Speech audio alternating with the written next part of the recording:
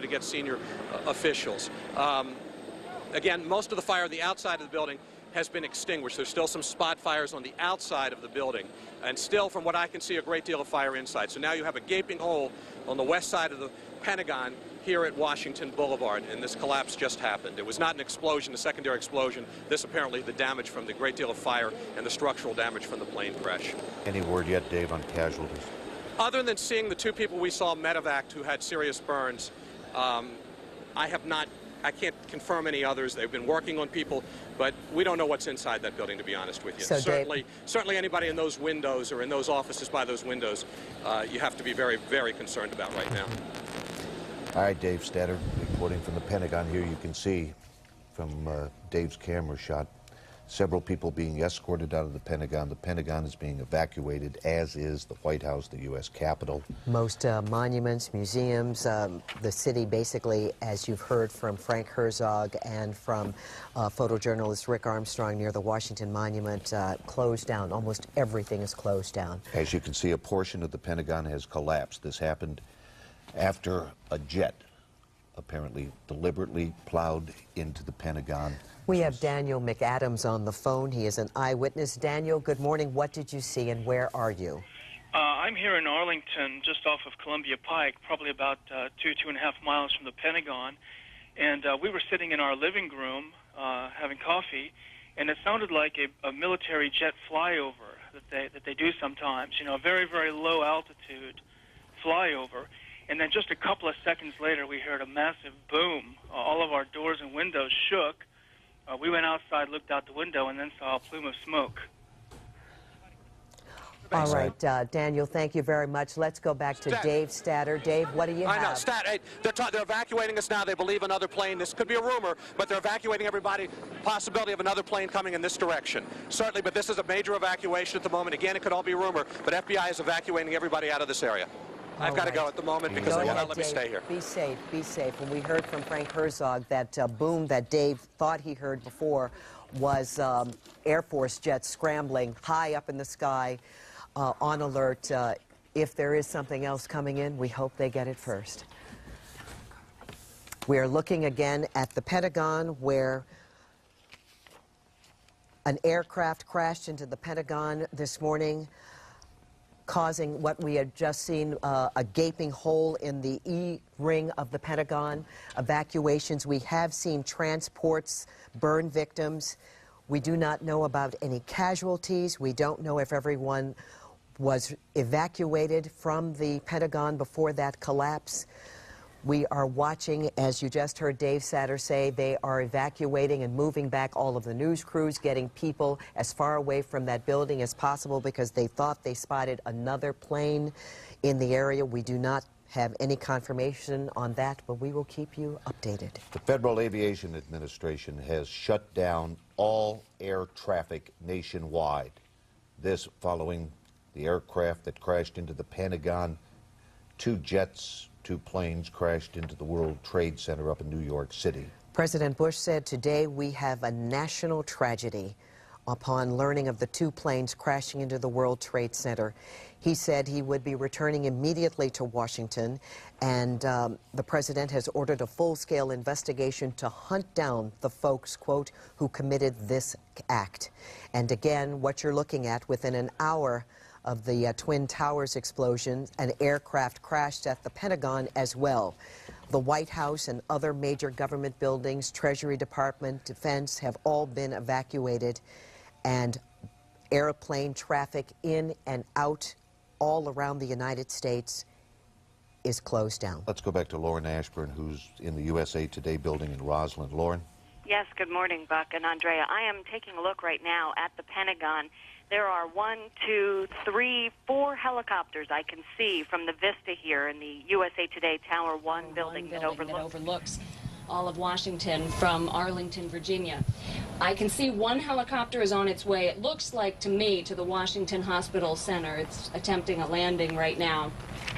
I'm sure there are 2 others following in that direction at this point. I'm looking down at traffic. Traffic is at a standstill leaving the city. There are hardly any cars going into the city via Route 50. Traffic is backed up over the Memorial bridge, and I'm looking down at police officers who are telling people to get off and turn around as they're coming in off of 395. Yes, Lauren, we had heard that the Beltway near 395, which is that Pentagon exit, is closed down. So if you're leaving the home or going in that direction, don't. Go the other way. Just stay put. Stay home. Now, Andrea. Yes, Lauren. I can see the sky. I know you had talked about possibly another plane from Yes. somewhere coming. I have a vista almost 180 degrees here across the horizon, and I can see not one single solitary plane. Good. The only thing I can see are those helicopters I talked to you about. The one helicopter has landed, it looks like to me, at Washington Hospital Center. All right. We have on the phone now Daryl Jenkins. Mr. Jenkins, you're an airline security expert with what organization? Washington University Aviation Institute. All right, sir. You've seen what's happened this morning. Give me your read. Well, our lives will never be the same again. This will change everything we do in this city and everywhere else around here. This is the day that we will all remember until we die now. I can't even imagine anything more worse than what's going on right now. The terror is just unspeakable.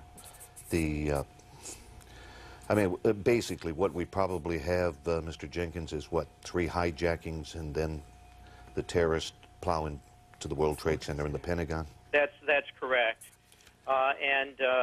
Just the enormity that somebody would do something this awful to innocent people, there's no cause that can justify this. Everything about aviation will change, and even the Pentagon was under attack, and there's smoke coming from this. So whatever airports have been in the past, in terms of nightmarish getting through, the nightmare is only beginning because travel will become unspeakably difficult now. What happened to airport security, sir? I have no idea how any of this happened. We have no details at this time. I'm sure, though, that all resources will be brought to bear on this. In the future, getting through any airport will be very, very difficult. It will not be pleasant ever again.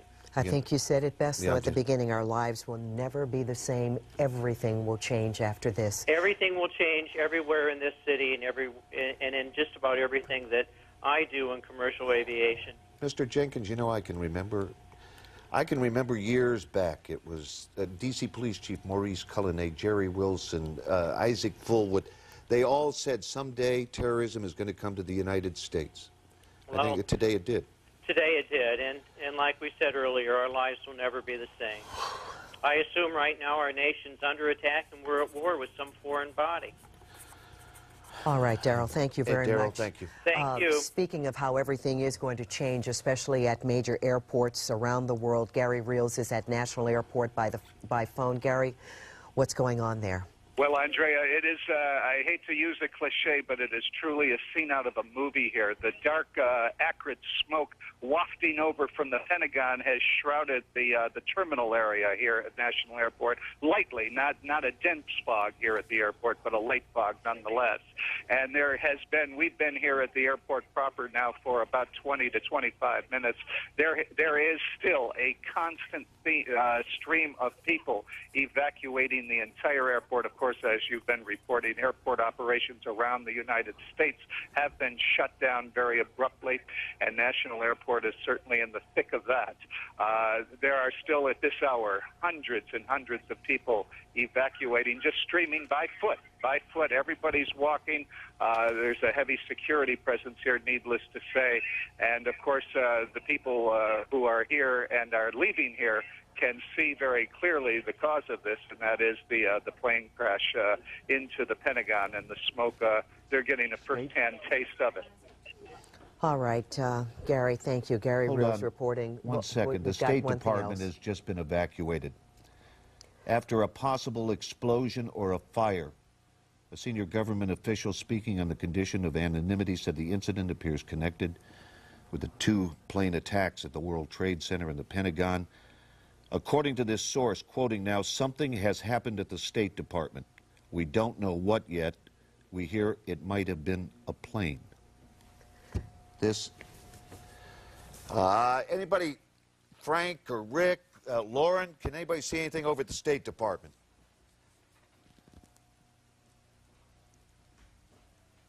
Statter, Yeah, I'm here. you hear anything about the State Department? No, I know there was concern here. Let me describe what happened when we had to rush off a little while ago. Yes.